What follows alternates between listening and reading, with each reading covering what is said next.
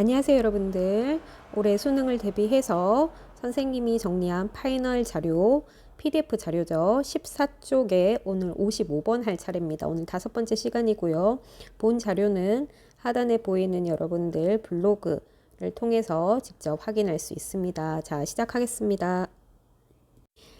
벤담의 교정적 정의입니다. 벤담의 교정적 정의는 자신의 그 공리주의 입장을 근거로 교정적 정의를 주장을 하죠. 쾌락은 선이고 고통은 악이죠. 그렇기 때문에 형벌은 뭡니까? 고통을 가지고는 일단은 본질적으로 악이긴 하지만 사회적인 이익을 위한 필요악이다라고 표현을 하는 거죠. 형벌 그 자체는 악이기 때문에 형벌로 인한 해악을 가급적 줄여야 되고 최소의 비용으로 작용해야 된다고 봅니다. 이 또한 공리의 입장에 취하기 때문에 벤담이 이런 주장을 하는 거죠. 자, 넘어갈게요. 베카리아입니다. 베카리아 같은 경우에는 교정적 정의할 때 어떤 입장? 그렇지, 공리주의와 사회계약서를 근거로 주장을 하죠. 자, 형벌은 이미 저질러진 범죄를 원상태로 되돌려 놓으려고 하는 것이 아니다. 자, 베카리아 입장에서 형벌을 가하는 이유는 뭡니까? 그저 공리주의 입장에서 범죄자를 교화하고 범죄를 예방하기 위한 것이죠. 자, 57번입니다. 형벌의 목적은 범죄자가 시민들에게 새로운 해악을 입힐 가능성을 방지하고 범죄자를 교화하고 범죄자를 교화함으로써 범죄를 예방하고 그 다음에 일반인들이 유사시 그러한 범죄 행위를 할 가능성을 억제하는 것이다. 그러니까 본보기를 보여줌으로써 그런 일반 시민들의 그런 범죄를 억제하기 위한 목적으로 하는 것이죠. 자, 58번 베카리아입니다. 사형과 달리 종신노역형은 단지 한 명의 범죄자만 있어도 그를 통해 지속적인 본보기를 제공하죠. 그로 인해서 범죄 예방 효과를 가져올 수 있다라고 합니다. 단 한 명의 범죄자가 종신노역형에 가해지는 모습을 보죠. 누가 봅니까? 일반 시민들이 구경꾼으로서 그것을 바라보고 더 큰 공포심을 느끼고 범죄를 억제하고 범죄를 저지르지 않으려고 한다라는 것이죠. 자, 단 한 명의 범죄자만으로도 어때요? 그렇지, 본보기로 삼을 수 있기 때문에 종신노역형이 사형보다 훨씬 더 유용한 형벌이라고 주장을 하는 것입니다. 자, 다음 59번입니다. 벤담과 베카리아입니다. 둘의 공통점은 뭐예요? 그렇죠. 공리주의적인 입장에서 교정적 정의를 주장을 한다는 거죠. 형벌에는 고통을 피하려는 자, 벤담과 베카리아는 둘 다 공리주의 입장에서 뭡니까? 그렇지, 형벌을 뭐로 보죠? 그죠? 고통으로 보죠. 그런데 인간 행동의 경향성은 뭡니까? 그렇지, 고통을 회피하려고 하죠. 이런 고통을 회피하려고 하는 인간 행동의 원인으로서 형벌이 그러한 작용을 할 수 있다라는 거죠. 사람들은 형벌로 인한 고통을 받지 않기 위해서 스스로 범죄를 일으키지 않으려고 한다라는 겁니다. 자, 다음 60번 칸트입니다. 형벌의 근거는 형벌의 의욕이 아닌 형벌받을 행위를 의욕함에 있다. 칸트는 교정적 정의를 주장을 할 때 응보주의 입장에 근거해서 주장을 하죠. 자, 죄에 대한 마땅한 형벌을 가하는 것이 뭡니까? 죄에 대해서 마땅한 동등한 형벌을 가해야 된다라는 것은 이것은 정언명령이죠. 그렇기 때문에 죄에 대해 정당한 형벌을 가하는 것은 그 자체가 정의 실현이라고 볼 수가 있습니다. 즉, 형벌을 가하는, 그렇죠. 형벌이 정당한 이유는, 형벌의 근거는 바로 그 범죄자가 범죄를 저질렀다는 사실에 있다는 거죠.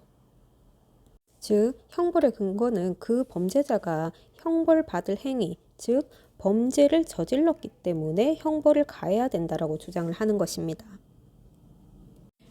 그런 근거로 집행된 형벌은 정의 실현이다라고 보는 거죠. 즉, 범죄자가 범죄를 저질렀기 때문에, 즉 형벌받을 행위가 뭡니까? 그래서 범죄 행위죠. 범죄 행위를 저질렀기 때문에 그런 범죄를 저지른 범죄자에게 거기에 마땅한 형벌을 가하는 것은 그것은 정의실현이라고 보는 거죠. 즉 형벌의 근거는 형벌받을 행위, 즉 범죄를 저질렀다는 사실에 있습니다. 자, 그렇기 때문에 응보주의 입장을 취하는 칸트의 입장에서 형벌의 근거, 즉 형벌이 정당한 근거는 그 범죄자가 범죄를 저질렀다는 그 사실, 즉 범죄 행위를 의욕했음이 있다는 것이지, 그 범죄자가 내가 나중에 죄를 저지르면 나는 뭐 형벌을 받겠다, 기꺼이 형벌을 받을 것을 동의했기 때문에 그 형벌이 정당해지는 것이 아니라 그 범죄를 저질렀다는 사실이 바로 형벌의 정당성의 근거라고 보는 거죠. 범죄자가 그 형벌에 대해서 동의를 했는지 안 했는지는 그거와 무관하게 마땅히 어떤 형벌에 대해서 동등한 응보주 입장에서 동등한 형벌을 가하는 것은 그 자체로 도덕 법칙이자 정업 명령이라고 보기 때문에 범죄자가 그 형벌에 대해서 동의했기 때문에 범죄자에게 형벌을 가할 수 있다고 보는 것이 아닙니다. 범죄자가 동의를 했든지 안 했든지 그 여부와 상관없이 그 범죄 저지른 사실이 있다면 그에 대한 마땅히 형벌을 가하는 것이 그거 자체가 정의 실현이고 이것은 선언적인 것이라고 봅니다. 그렇기 때문에 형벌의 근거는 형벌의 의욕이 아닌 형벌받을 행위의 의욕이 있다라고 보는 것입니다. 다음 벤담의 교정적 정의입니다. 형벌이 산출하는 해악은 형벌로 방지하는 해악보다 커서는 안 된다. 자, 벤담은 일단은 뭐예요? 쾌락은 선이고 고통은 악이죠. 자, 그러면 형벌은 뭐예요? 그죠? 형벌은 결과적으로 고통을 산출하기 때문에 형벌도 악이라고 보는 겁니다. 하지만 사회적인 이익을 위한 필요악이다라고 보는 거죠. 아무튼지 간에 형벌도 해악을 산출하는데 이 해악이 크면 돼야 안 되죠. 해악은 형벌로 발생한 해악은 당연히 상식적으로 적어야 되겠죠. 즉 예방할 형벌로 방지할 해악, 그렇지 범죄 행위죠. 범죄 행위가 가져올 그 악보다 작아야지 이게 유용한 거죠. 하지만 형벌로 인한 사회적인 이익은 커야 돼요, 작아야 되죠. 그죠? 형벌로 인한 가치나 형벌로 인한 이익은 커야 되죠. 그러니까 여러분들 뭘 묻는지를 잘 구별을 해서 문제를 풀어야 됩니다. 그리고 범죄자 입장에서 형벌로 인한 손해가 죄를 지었을 때 벌어들일 수 있는 이익보다 더 커야지 범죄자 입장에서는 범죄 스스로 교화가 되고 그 범죄를 억제하겠죠. 그죠? 자, 칸트 교정적 정의입니다. 범죄는 범죄와의 동등성에 근거하고 동등성의 원리, 동해보복의 원리, 균형의 원리, 평형의 원리라고도 표현하죠. 범죄자의 내적 사악성에 비례한다. 악의 크기에 비례한다고 보는 거죠. 그리고 칸트는 의무론이기 때문에 일단은 범행의 동기를 중요하게 여깁니다. 그렇기 때문에 범죄자의 내적 사악성에 비례한다라는 표현이 맞는 겁니다. 자, 홉스 같은 경우에는 자연 상태에서 사람들이 자기 보존 욕구가 있죠. 이 자기 보존 욕구가 있고 그 다음에 자기 보존을 위해서 무엇이든지 할 수 있는 자유가 자연 상태에선 있었어. 하지만 공통의 권력이 없기 때문에 자기 보존의 욕구를 가진 각 개인들은 자신을 보존하기 위해서 거의 전쟁 상태와 같은 늑대와 늑대의 싸움과 같은 그런 전쟁 상태를 겪게 되고, 이런 전쟁 상태에서 벗어나기 위해서 공포심과 이성, 즉 공포라는 정령과 이성이 발휘가 돼서 사회계약을 맺는다라고 보는 거죠. 그렇기 때문에 사회계약을 맺는 근본적인 목적은 뭡니까? 자기를 보존하는 겁니다. 자신을 보존하고 그 다음에 자기의 이익을 안정적으로 확보하는 데 있다는 거죠. 그리고 사회의 평화를 추구하기 위해서 누구를 인정합니까? 그렇지. 절대군주 리바이어던을 추대하게 되는 거죠. 자, 넘어갈게요. 유교 군주의 통치권은 누구로부터? 하늘로부터 주어지는 것이다. 자, 유교의 국가의 기원에 있어서 유교의 입장은 이제 천명사상에 근거한다라는 거 기억을 하세요. 자, 롤스 시민불복종은 비록 불법적이긴 하지만 다수를 위협하거나 다수를 강제하지 않는다라고 봅니다. 자, 롤스 시민불복종의 목표가 뭐죠? 그죠? 체제를 심각하게, 그죠? 민주적인 질서를 심각하게 위협하는 일부 심각하게 부정의한 법률과 정책을 개선하게 함으로써 뭐예요? 민주 체제를 공고히 하기 위해서 하는 거죠. 그래서 시민불복종은 기본적으로 뭘 근거로 삼습니까? 그렇지. 정의의 원칙에 근거 삼아서 실시하는 거죠. 정의의 원칙이 뭡니까? 그죠. 자유와 평등, 인권을 얘기를 하는 거죠. 이러한 민주체제의 기본적인 정치적인 원리에 근거해서 정당화되는 것이 시민불복종이기 때문에 민주체제의 기본적인 정치적인 원리에 호소하는 것이 맞습니다. 다음 롤스 시민불복종입니다. 시민불복종의 이론은 합법적인 민주적 권위에 반대할 수 있는 근거를 정식화하려고 하는 것이다. 자, 보세요.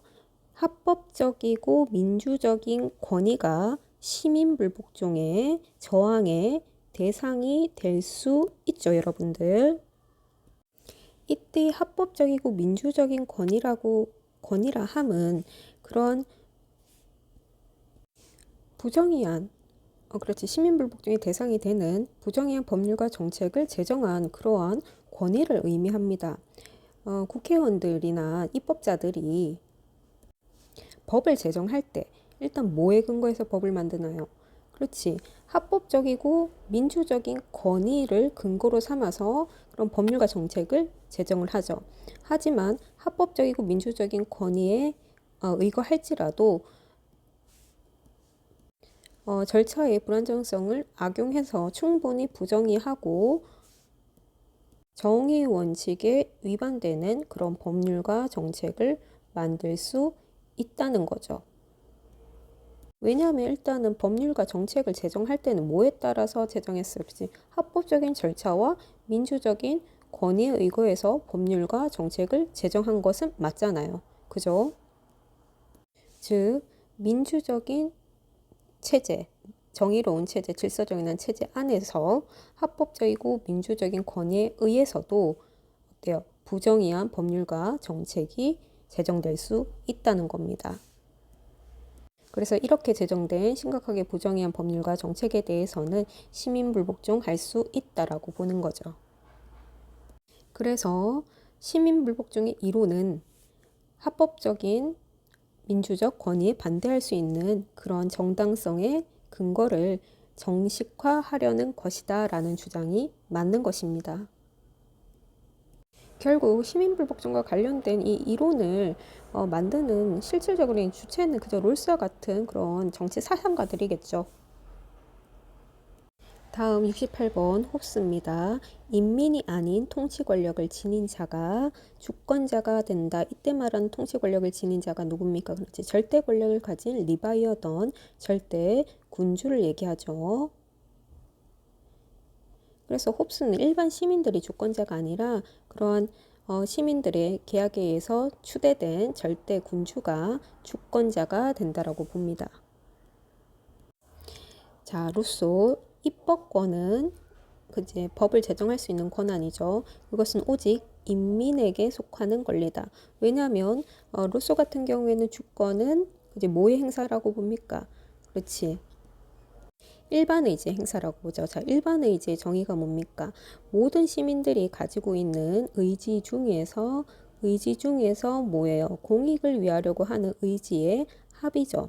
자, 그렇기 때문에 일반 의지에는 모든 시민들의 의지 중에서 공익을 위하려고 하는 의지가 있죠. 그렇기 때문에 이런 일반 의지에 나의 의지가 들어갔어요, 안 들어갔어요? 나의 의지가 들어갔죠.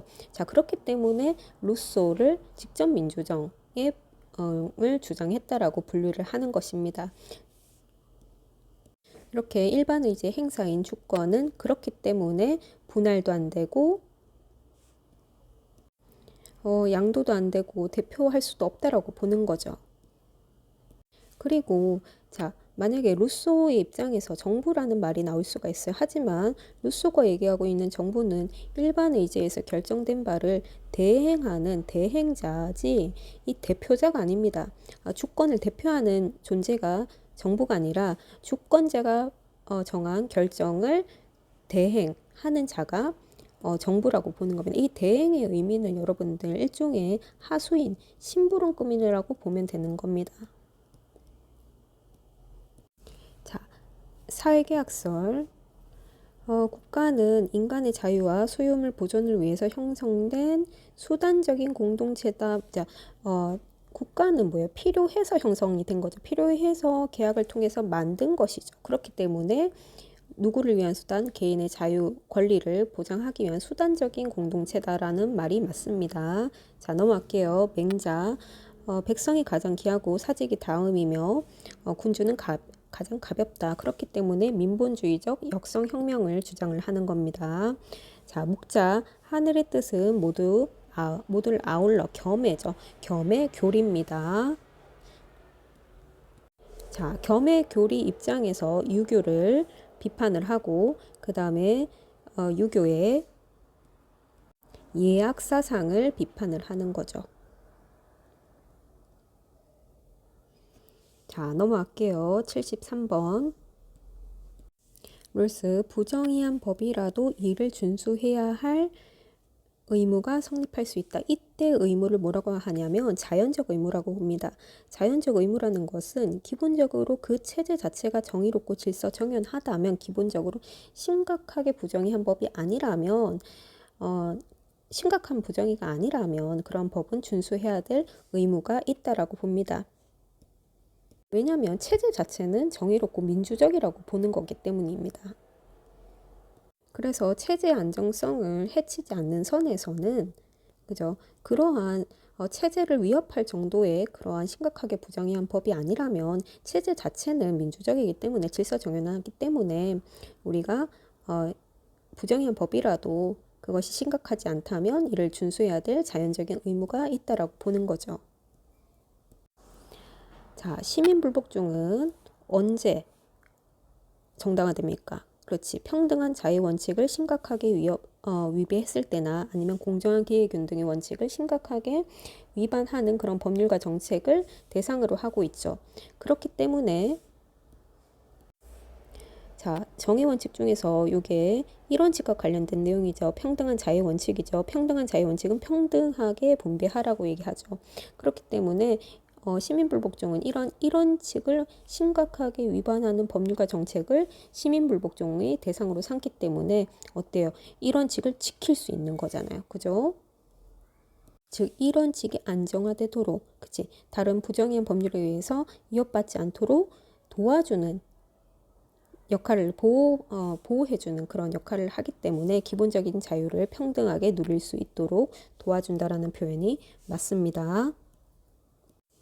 롤스 시민불복종 합법적이고 민주적인 권위에 의해 제정된 법이라 하더라도 정의 원칙을 심각하게 위반했다면 시민불복종의 대상이 될 수 있습니다. 자, 국회의원들이 제정할 때 법을 일부러 그죠? 불법적인 과정을 통해서 만들어야지 부정의한 법이 만들어지는 게 아니죠. 그죠? 국회의원들도 다 합법적이고 민주적인 권위에 의거해서 법률을 제정하는 것이고 그 중에서 심각하게 정의 원칙에 위반될 정도로 심각하게 부정의한 법률과 정책이 존재할 수 있고 그것은 그런 민주적인 결정 방식, 즉 다수결의 원칙의 한계라고 볼 수 있는 거죠. 그런 불완전한 절차에 의해서 시민불복종이 그런 불완전한 절차에 의해서 심각하게 부정의한 법률과 정책이 제정될 수 있고 그런 정치체제의 안정성, 민주적인 체제 안정성을 지키기 위해서 그러한 법은 어때요? 시민불복종의 대상이 될 수 있다라고 보는 것입니다. 자, 수고했습니다. 오늘 PDF 파일 38쪽 중에서 14쪽까지 했고요. 14쪽 75번까지 했고요. 다음 시간에 15쪽에 76번부터 수업하도록 하겠습니다. 이상입니다. 수고했습니다.